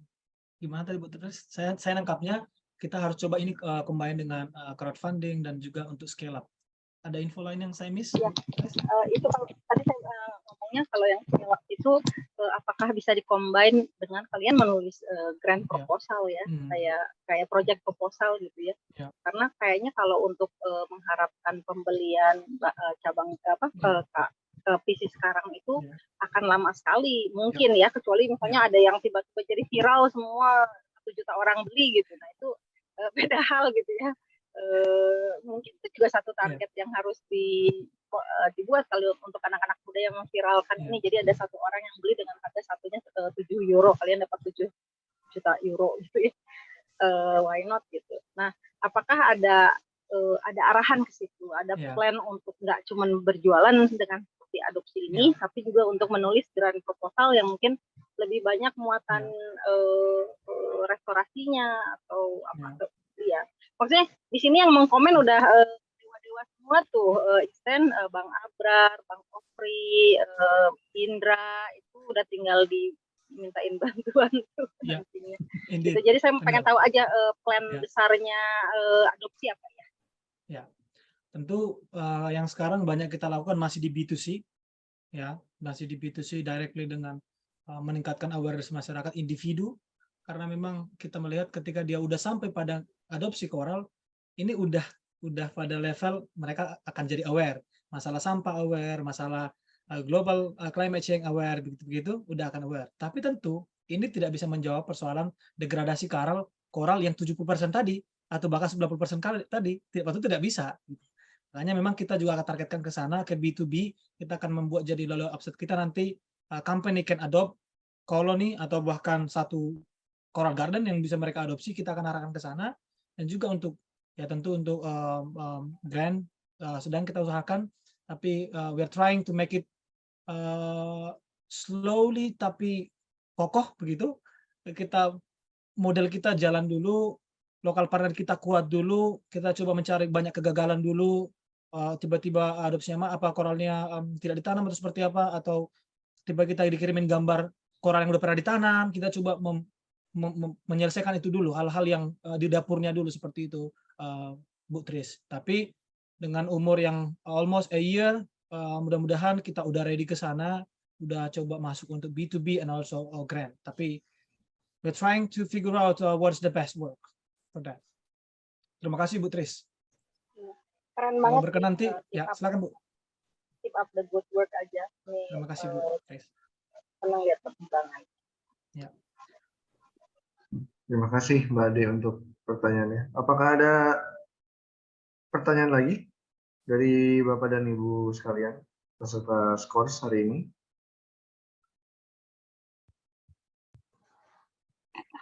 Ada pertanyaan dari kolom chat dari Bapak Zainul Arifin. Saya coba bacakan ya, Pak Isten. Baik. Dari Sumbawa, Pak Arif, izin bertanya apakah dengan sistem adopsi ini apakah ada aspek legalitas dari pemanfaatan karangnya yang dilakukan oleh Mas Isten dan tim adopsi seperti di industri budidaya karang, di mana Bapak Zainul Arifin pahami. Untuk komoditas appendix 2 site CITES ini, aspek ketelusuran dan keberlanjutan perlu diperhitungkan dengan regulasi yang ada. Boleh dijawab Pak Isten? Oke, ini akan kita catat ya. Ini akan kita catat. Untuk sekarang kita belum ada mengurus perizinan karena sepemahaman kita ya. Tapi ini perlu, akan saya bilang kan, to be honest, kita akan coba search ini. Tapi selama ini kita tidak melakukan pengurusan itu, satu karena jumlah koral yang kita tanam tidak sebanyak itu, dan yang kedua tidak ada pemindahan dari satu daerah ke daerah lain. Itu juga yang menjadi dasar pertimbangan kita. Tapi tentu, ya if you want to scale up, then you need to be at the qualification of scale up gitu ya Pak ya. Jadi ini juga akan kita urus, coba kita lihat. Nanti soalnya tadi ada beberapa yang bertanya seperti itu, mohon izin nanti saya kontak lebih lanjut karena yang ini legalitas ini kita juga perlu banyak belajar soal ini. Karena saya background saya marine ecology tapi lebih ke develop di website, tapi untuk legalitas saya perlu banyak membaca dan banyak mendengar daripada senior-senior yang ada di tempat. Mungkin ada di sini yang antusias. Baik, apakah ada tanggapan dari Pak Zainul Arifin? Mungkin dapat sharing terkait dengan aspek legalitas ini. Izin Pak Steven. Boleh Pak. Ya, sambil menunggu yang lain nih yang bertanya. Ya, menarik sebenarnya, semakin menarik dan saya rasa ini kebutuhan kita bersama. Ya, pertama untuk terkait dengan model bisnisnya tadi ya, kita tidak tutup mata seperti yang disampaikan Mbak Tris tadi. bahwasanya restorasi, ya bentuk restorasi apapun itu sebenarnya pilihan terakhir. Karena berbiaya mahal ya, berbiaya mahal tadi. Nah, tapi di dalam kesini-sininya dalam perkembangannya sebenarnya mungkin istilahnya restorasi, tapi kalau kita lihat fakta di lapangannya mungkin tidak lagi base-nya restorasi memperbaiki terumbu karang yang sudah ada. Tapi karena ada kebutuhan di sana, ada aspek ekonominya, ada aspek pemanfaatan, pariwisata, destinasi wisata, daya tarik wisata, sehingga kesini-sininya itu banyak kegiatan restorasi sebenarnya justru menciptakan habitat baru, ya, pada kondisi terumbu-terumbu karang yang memang tidak ada terumbunya, dan ini banyak terjadi. Misalnya teman-teman di Bali Utara itu secara alami sebenarnya ada terumbunya, tapi sangat minim sekali. Yang tinggi di sana hamparan pasir. Tapi ini tidak ada masalah juga karena justru menciptakan habitat baru. Jadi konsepnya udah beda. Nah, di sini teman-teman mungkin lebih mendorong ke arah terciptanya habitat baru dari sisi ekologi, tapi di sisi lain teman-teman juga bisa menjadikan itu sebuah destinasi wisata. Nah, ini tentu ada aspek bisnisnya di sini. Ada keberlanjutan yang diharapkan, dan ini saya rasa adopsi bagian dari proses itu, karena yang adopt itu justru banyak wisatawan ya, Mas. Ini ya. Jadi itu bagian dari rangkaian pemanfaatan secara ecological services-nya. Ini dia memberikan layanan untuk pemanfaatan ekonomi. Jadi semuanya itu tidak ada masalah. Yang penting memang bagaimana pembiayaannya ini, karena itu tadi biayanya mahal, kemudian belum lagi perawatannya. Nah, untuk perawatan mungkin saya sedikit berbagi aja, kebetulan sempat monitoring reguler sampai 1 tahun Indonesian Coral Reef Garden yang di Bali. Nah, itu sebenarnya menarik karena kita monitoring di utara dan di selatan dengan kondisi lokal yang sangat berbeda sekali kondisinya, baik secara lingkungan maupun aspek sosial ekonominya. Nah, artinya di sini di dalam sisi maintenance misalnya, monitoring, harapan kita bagaimana karang-karang yang kita restorasi tadi memang bisa hidup dan berkembang menjadi sebuah ekosistem ya, dan memberikan manfaat, karena itu memang proses panjang. Tapi paling tidak 1 tahun pertama, nah ini 1 tahun pertama kata kuncinya ini. Jadi sebenarnya teman-teman sudah bisa memprediksi kalau 1 tahun kondisinya udah seperti ini, ya sudah bisa membayangkan bagaimana pengelolaannya ke depan. 1 tahun, yakinlah itu. Terutama 1 tahun ya, walaupun nanti dipilah 6 bulan pertama, 3 bulan pertama, 6 bulan pertama ya. Nah itu kata kuncinya di 1 tahun pertama kita bisa memprediksi apa karang yang kita tanam ini untuk selanjutnya oke apa tidak. Nah, karena ini pun juga akan berpengaruh terhadap apakah ini dikelola apa enggak, bagaimana kondisi lingkungannya. Ada yang karang memang mungkin dilihat-lihat dari jauh aja nggak ada masalah, dia nggak ada perawatan yang full ya, yang ini. Tapi ya itu beda sekali, misalnya kayak yang di selatan Bali itu jangan lihat-lihat dari jauh, itu harus fokus perawatannya. Nah jadi dan kata kuncinya ya memang di tahun pertama tadi, Mas. Jadi kita agak sedikit ekstra tadi, source-nya lebih gede di sana, baik human-nya maupun pendanaannya ya. Jadi agak tinggi di sana. Kemudian menarik juga terkait dengan pilihan jenis. Tadi Mas Indra juga sudah ini, sekali lagi pilihan jenis itu penting. Penting ya pilihan jenis, makanya identifikasi di awal terhadap jenis-jenis yang ada di sana di lokal itu penting. Mungkin terkait dengan kemampuan dia bertahan hidup, itu jenis-jenis lokal sangat disarankan. Dan juga kalau kita punya data yang bagus, jenis-jenis yang tahan itu menarik untuk ditanam. Nah juga menarik tadi seperti yang disampaikan Pak Indra tadi, ada pilihan-pilihan jenis mungkin untuk kebutuhan tertentu, karang hias dan lain sebagainya. Nah, ini saya hubungkan lagi dengan pertanyaannya Pak Zainul tadi ya, yang terkait dengan CITES, legalitas. Nah, ini memang panjang ceritanya. memang secara saat ini regulasi memang mengatur untuk koral, pemanfaatan untuk koral ya, baik untuk konservasi maupun buat pemanfaatan langsung. Nah, itu memang diatur. Nah, kebetulan memang itu scientific authority-nya ada di BRIN saat ini. Ada di BRIN. Secara regulasi memang ada langkah-langkah yang harus ditempuh untuk legalitasnya. Karena intinya seperti yang disampaikan Pak Zainun tadi, Mas Arief tadi, adalah ketelusuran dari jenis yang digunakan tadi, sehingga kita ada kontrol, ada pengawasan terhadap jenis-jenis tadi. Tapi sebenarnya nggak ada masalah, itu yang mungkin kita nanti Mas Isten bisa konsultasi terkait dengan legalitasnya nanti. Kemudian terakhir dari yang Mbak Ade tadi terkait dengan grand design untuk proposal jangka panjang. Nah ini, nah kebetulan kita sebenarnya di global itu mungkin Mas Isen juga kenal ada Cordap ya. Iya, Cordap ya. Cordap ya memang open call ya dan selektif ya ininya ya. Tapi saya rasa ini menarik sekali. Kebetulan memang sudah close ya untuk yang bab satunya. Tapi saya melihat kebetulan juga ada di komitenya Cordap ya untuk saintifiknya. Jadi kemungkinan mereka akan buka season berikut untuk call proposalnya.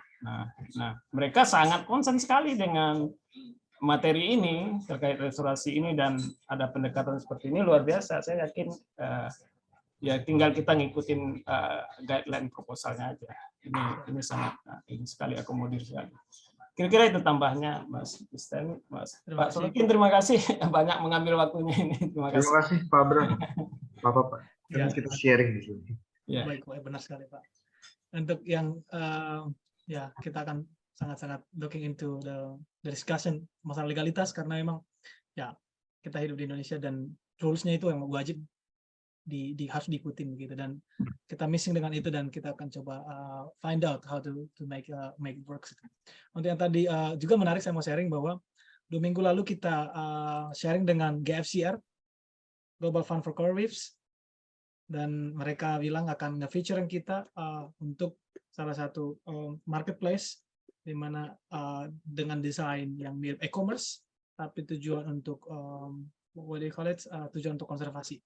Mudah-mudahan itu akan meningkatkan visibilitas adopsi, dan ya walaupun individual, mudah-mudahan kalau ada penduduk bumi yang 6 juta mungkin lebih ya 1% saja care terhadap koral dan kita akan nanam 1 koral tiap senti yang ada di Indonesia. Tapi we're trying to do our best, dan di tempat kita juga kebanyakan mahasiswa, banyak yang studi luar negeri, jadi we are limited in the time. Dengan begini, saya mau juga menyampaikan ketertarikan kita dengan Bapak Ibu di IPB, apabila ada teman-teman mahasiswa, adik-adik mahasiswa yang ingin interest untuk contribute dengan kita bersama-sama untuk membangun restorasi yang lebih baik, dan juga untuk kita salurkan ke lokal partner kita untuk ngasih mereka edukasi yang udah cukup divers, ada dari Sabang, ada sampai ke arah Maluku, dan mudah-mudahan ke arah Papua. Mudah-mudahan kita bisa salurkan ke sana. Jadi looking forward kalau Bapak Ibu dari IPB berkenan untuk kita bantu anak didiknya untuk berkontribusi ya, karena saya yakin juga kita hanya bisa memfasilitasi dan mereka akan bisa belajar sendiri di lapangan juga, dan kita juga saya yakin capable untuk kasih field supervisor, ada 2 PhD dan ada 4 master lulusan dalam dan luar negeri dengan fokus restorasi. Saya pikir we can do something, maybe slightly, tapi we are trying to do our best. Dan saat ini kita baru dihubungi dari Binus University, tapi sayang sekali mereka backgroundnya hubungan internasional, jadi agak sulit untuk memfasilitasi, tapi kita coba jalin kerjasama untuk di bagian kerjasama promotions and marketing, untuk international marketing, tapi kita juga sebenarnya lebih banyak pengen butuhnya di practical things dari anak-anak kelautan yang ada di IPB. Itu aja dari saya. Terima kasih Pak Abrar. Nanti izin sekali saya kontak untuk kelanjutan legalitasnya. Mohon maaf Pak. Baik, menarik tadi untuk yang mahasiswa ya, Pak Isten. mungkin bisa jadi salah satu topik juga ya Bang Begin untuk mungkin pengabdian masyarakat, atau mungkin juga bisa jadi topik penelitian nanti ya Bang Begin ya. Ya. Nanti Bang Begin bisa merancang untuk Dan program. bagusnya karena kita punya local partner, biasanya mereka bisa nge-support dengan housing. Yang artinya kalau mau hidup dengan masyarakat ya, Ya. jadi banyak yang bisa di-arrange karena kita harus memiliki cost yang besar untuk establish gedung di sana, tempat tinggal dan lain-lain. Tapi karena kita partnership dengan mereka merasa bahwa dapat free labor gitu ya istilahnya ya. Tapi itu bukan ya tenaga kerja gratis gitu. Tapi kalau kita niatnya untuk konservasi itu bukan free labor, tapi adalah pengabdian. Kita pikir begitu. Oke. Pak nanya dikit. Pak Steven. Boleh Pak Indra. Ya Pak. Bang Veda Pak besar. mau nanya itu udah di range ke waktu untuk indukan, kemudian indukan jadi anakan seperti yang backgroundnya Pak Isten itu kan kalau saya nggak salah itu Acropora formosa ya Pak Brother. Nah itu apa namanya itu kan tampak sudah besar bahkan udah jadi induk gitu. Itu mungkin berapa lama untuk dipotes lagi untuk diaduk menjadi anakan. Kalau yang ini sebenarnya yang di gambar background saya itu bahkan baru ditanam gitu. Tapi itu udah F3. Jadi teman-teman yang di lapangan di Pulau Seribu udah cukup advance bisa saya bilang. Mereka udah fragmen, mereka tanam ulang, mereka fragmen lagi, ini udah fragmen ketiga. Jadi itu bukan lagi coral opportunity, tapi adalah hasil budidaya mereka. Tapi yang mereka budidayakan sendiri di tempat itu sendiri gitu. Oh, oke. Ya. Terima kasih Pak. Terima kasih Pak Indra. Ada sepertinya itu Pak Stefan dari Pak Veda. Dari Bang Veda, boleh?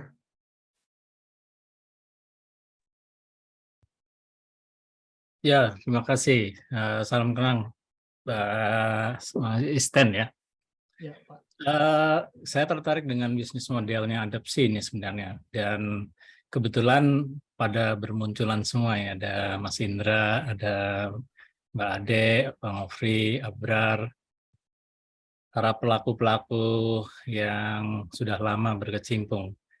Jadi kalau lihat tadi yang dipresentasikan Mas Isten, menurut saya sebenarnya apa yang dikembangkan oleh adopsi ini, mohon maaf kalau misalnya saya bawanya bukan justru pada pengembangan metodenya lagi ya, karena metode ini kayaknya sudah ada Bang Abrar, Bang Ofri, ada Indra yang sudah kompeten lah, kan udah makan asam garam langsung di laut kan. Ya. Tapi yang diisi oleh adopsi ini justru adalah bagaimana tahap selanjutnya itu yang menjadi concern-nya Bang Abrar tadi adalah mengkurasi praktek-praktek rehabilitasi ataupun coral gardening ataupun restorasi yang sudah dikaji oleh Mbak Ade itu.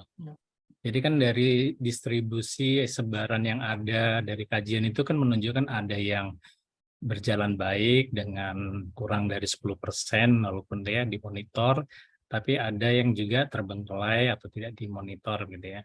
Nah, justru bagaimana sebenarnya adopsi ini bisa memberikan insentif kepada yang sudah berperilaku baik tadi misalnya.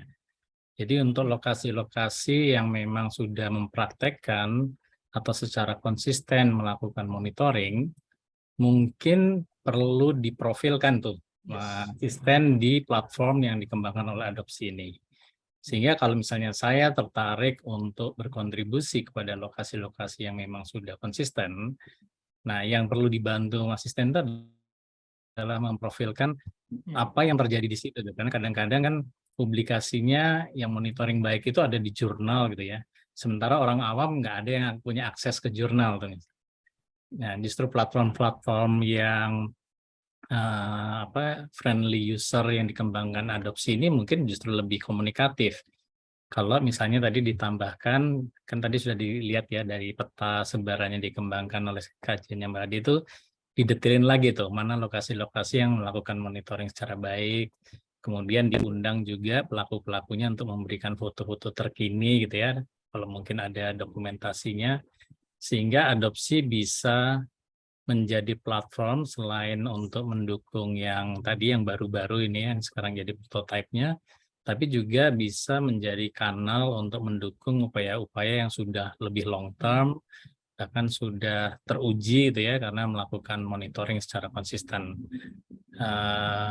Tidak ada masalah kalaupun itu memang tujuannya untuk rehabilitasi, restorasi atau coral gardening, kan itu ada preferensi dari orang yang mau berkontribusi ya. Nah, tapi akan lebih baik tadi insentif ini yang kita kembangkan untuk menghargai pihak-pihak yang memang sudah secara konsisten melakukan dengan cara terbaiknya gitu. Nah, ini akan memberikan, menurut saya akan memberikan pancingan buat yang selama ini mungkin hanya short term project, hanya satu kali tanam, itu mungkin mulai berpikir ulang untuk lebih bisa long term gitu. Nah, jadi Bang Begin, Bang Stephen yang ada di PB mungkin bisa mencoba memfasilitasi nih para pelaku-pelaku yang sudah lama dengan inisiatif-inisiatif baru yang dari teman-teman yang masih mahasiswa atau yang sedang mengembangkan studi di PhD ini untuk mengembangkan bisnis model baru, sehingga pendanaan tadi yang saya yakin pendanaan tidak mesti harus dari luar negeri ya, dengan donor-donor, dengan kemampuan ekonomi kita akan bertahap akan lebih banyak berkembang. Cuman yang menjadi tantangan memang mengaksesnya tadi, mengakses informasi di mana saya mau berkontribusi, bagaimana perkembangannya di sana. Siapa sih orang terpercaya di tempat itu? Mungkin katakanlah tadi ada di Sumbawa gitu ya. Waktu saya jalan ke sana saya tahu harus ketemu dengan siapa untuk melihat apa yang diprofilkan begitu ya. Ini sekedar tangkapan saya, observasi dari diskusi tadi, karena menurut saya apa yang disampaikan Bang Ofri, Abrar, Mas Indra ini udah barang-barang yang lama yang sudah teruji, cuman kadang-kadang kita nggak pernah tahu informasinya, itu bisa tahu di mana itu sebaran dari coral garden yang baik misalnya tadi ya.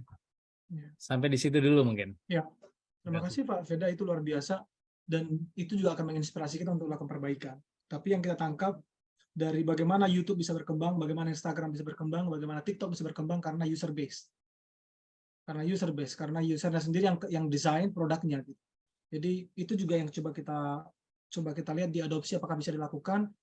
Makanya kita akan coba perbaikin lagi nanti yang saran dari Pak Veda. Tapi untuk saat ini yang udah kita lakukan di sini customer kita, user kita bisa melakukan bintang 5K, bintang 3K gitu. Mudah-mudahan ini juga bisa menunjukkan bahwa ini bagus atau tidak begitu ya, dengan yang mudah dicerna masyarakat. Dan mudah-mudahan juga nanti di background kita di sini ini orang bisa kasih komen, oh yang ini kemarin saya adopsi coralnya tidak diurus gitu kan. Jadi user base itu yang coba kita develop dan kita fasilitasi. Tentu dengan perlu juga featuring lainnya, tapi untuk sekarang ini begitulah cara kita nge-featuring. And it works, dan itu sangat-sangat works. Untuk saat ini kita punya 2 yang intens kita lakukan, ada di Maluku Utara dan di Jakarta, di Pulau Seribu. Dan yang paling banyak dipilih orang adalah yang di Pulau Seribu. Memang di lapangan juga kita lihat yang lebih bagus, quote and quote, dari cara mereka foto, cara mereka nanam, itu lebih bagus di Pulau Seribu. Dan terbukti, customer ataupun adopter juga lebih tertarik ke sana. Begitu. Tapi harusnya ini tidak boleh begitu kalau kita berprinsip ya. Harusnya ini harus merata gitu. Makanya suatu saat kita juga pengen kasih edukasi lebih baik ke daerah-daerah yang produknya nggak terjual gitu. Sampai sekarang nih misalnya, koral yang udah kita tanam bulan Desember atau awal Januari yang ada di Maluku itu belum habis teradopsi. Gitu. Padahal yang di Pulau Seribu udah replanting lagi, udah nanam lagi 2 kali setelah itu gitu. Jadi itu memang benar sekali Pak Veda, itu benar-benar harus diperhatikan gitu ya. Dan automatically market melihat itu gitu ya. Market kita bilang mohon maaf juga kalau bahasanya seperti bahasa ini bisnis ya. Again ini bukan ya gitu ya. Tapi sepertinya market melihat itu juga gitu. Oh ini lebih bagus di sana ngadopsi gitu-gitu. Tapi ada juga yang melihat oh ternyata lebih banyak adopsi di Pulau Seribu jadi aku harus mengadopsi di daerah lain. Ada juga yang seperti itu. Tapi most of them thinking choosing the best one dan bisa mereka memberikan rating juga ketika mereka udah mengadopsi. Itu aja masukan tambahan dari saya, tapi saran-saran yang tadi akan kita aplikasikan Pak Veda. Terima kasih banyak sekali untuk masukannya. Dan seperti yang tadi Pak Veda bilang, bahwa adopsi bukan organisasi saintis, yang artinya kita tidak terlalu memahami jauh sekali seperti pemahaman Bapak Ibu soal identifikasi coral dan lain-lain. Jadi karena kita yakin udah banyak sekali expert di Indonesia tentang itu. Jadi gap yang coba kita lihat adalah dari segi mungkin kita belum advance, tapi kita coba masuk melalui pendekatan Internet of Things atau website IT begitu-begitu yang coba kita susupin. Mudah-mudahan dengan kolaborasi dengan Bapak Ibu senior, nah ini tinggal natuin aja jadi. Kira-kira itu aja Pak Stephen. Baik. Nah, dari Pak Arifin lagi nih ada nih. Silakan Pak Arifin.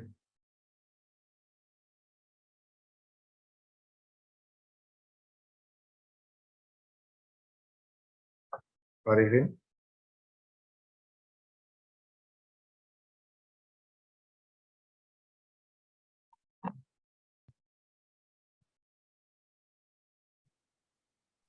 Kayaknya kepencet. Saya nambahin sedikit aja. Bang Seda itu tadi idenya menurut saya brilian banget ya, walaupun mungkin di luar konteksnya adopsi, tapi mungkin maksudnya kalau Bang Seda tadi mungkin menyarankan bisa men-share kegiatan restorasi masyarakat yang sudah berjalan di platformnya adopsi gitu ya.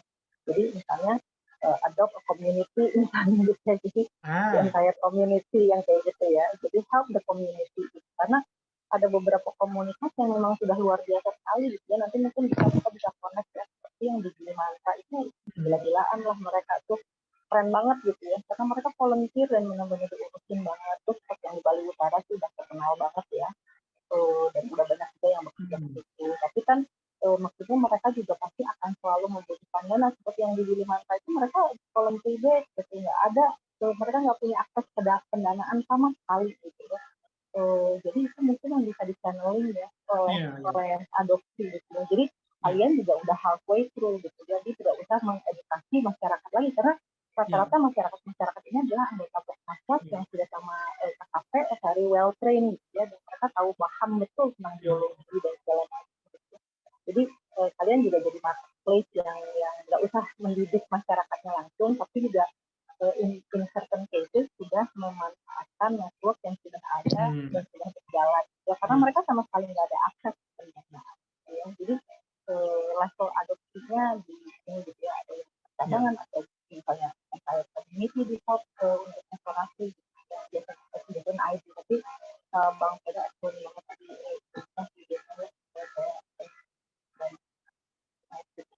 Iya. Keren. Terima kasih Bu Tris. Nanti kita langsung mungkin bisa itu dibikin jadi subscribe ya. Jadi subscribe ke komunitas tertentu gitu. Jadi kalau udah berapa dia punya subscriber, akan automatically monthly mungkin di fund mereka begitu Bu Tris ya. Iya. Top. Thank you Bu Tris sarannya. Iya. Subscribe. Baik. Apakah ada pertanyaan lagi dari Bapak dan Ibu sekalian?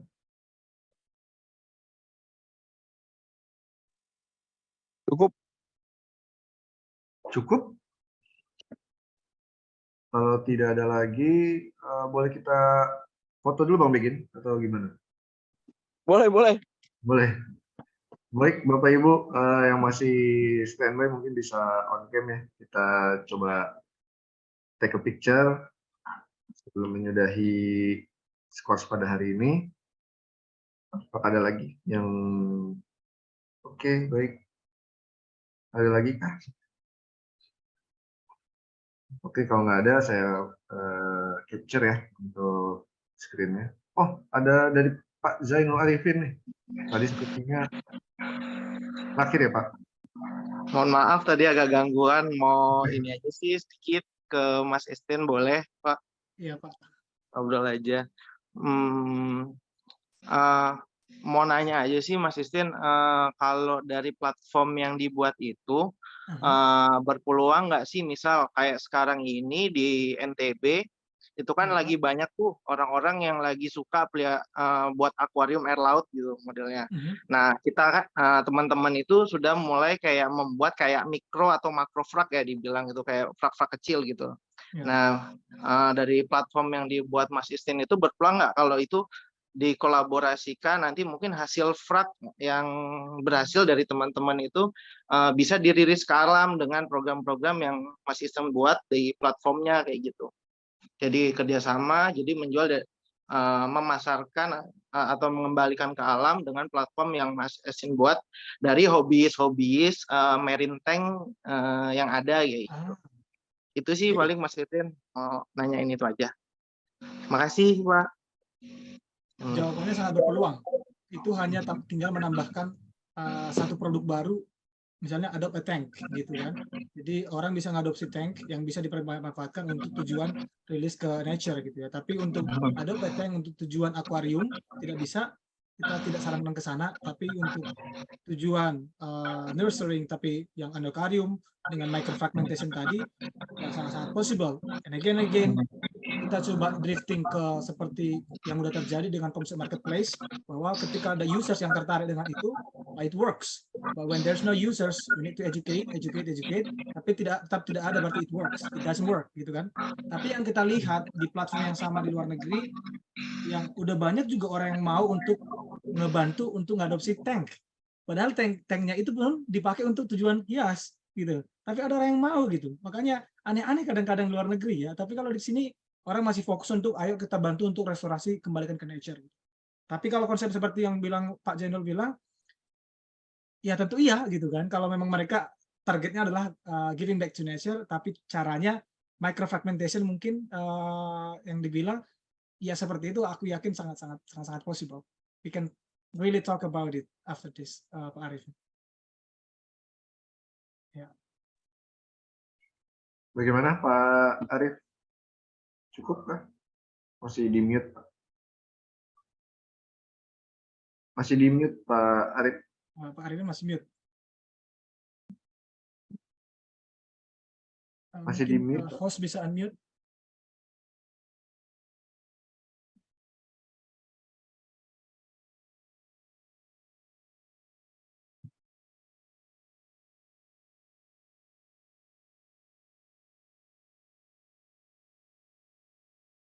Pak Arif, monitor Pak Arif.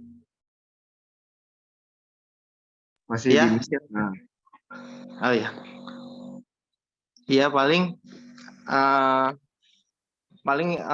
tindak lanjut mekanismenya seperti apa sih Ya. Pak? Mungkin nanti suatu saat kayaknya Mas Istin juga sering juga sih kayaknya ke NTB beberapa kali kayak program Cornep kemarin kalau nggak salah.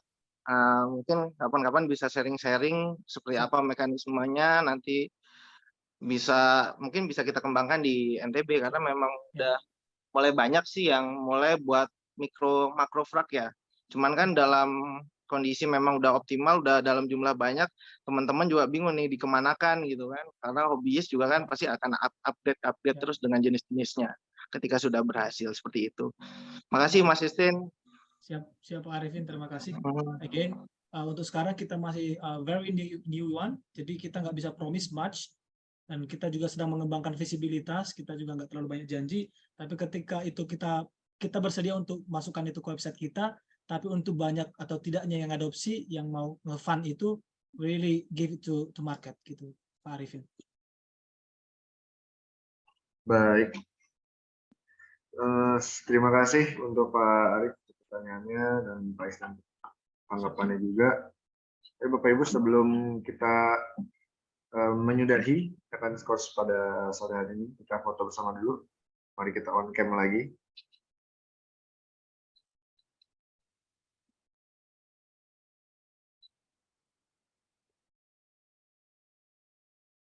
Oke, saya capture ya untuk screen-nya. 1, 2, 3. Oke, terima kasih Bapak dan Ibu sekalian yang sudah bergabung pada skors pada sore hari ini.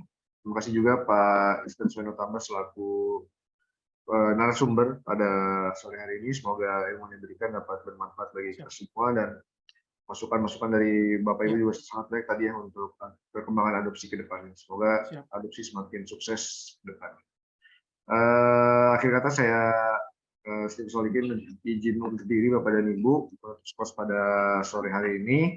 Semoga kita dapat bertemu dalam kesempatan skors yang lainnya. Terima kasih, selamat sore, salam sejahtera untuk kita semuanya.